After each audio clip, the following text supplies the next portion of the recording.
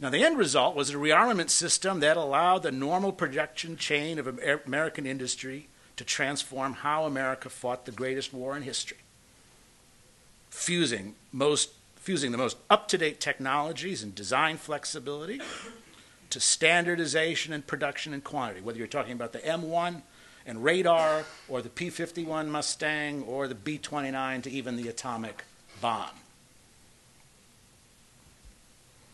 It enabled the United States and allies to not only win the war, but also to defend the free world in the Cold War.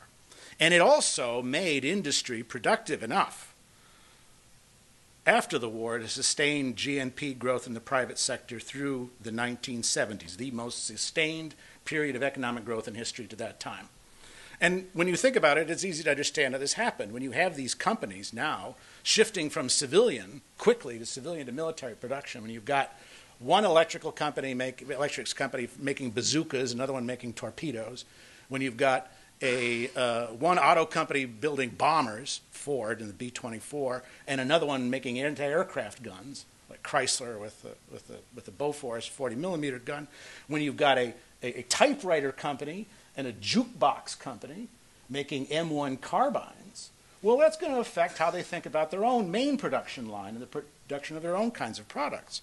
And so for a lot of these companies, the lessons they had learned through wartime production carry over into the next area.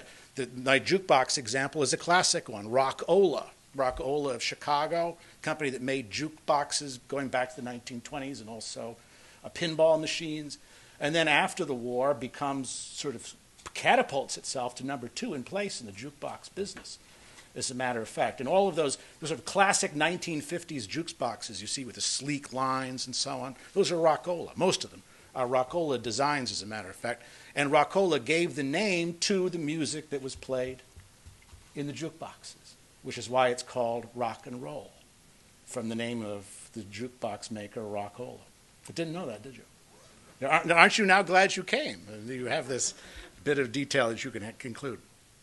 It was a stunning industrial success. That's my point, and probably the most stunning, maybe the most stunning in American history.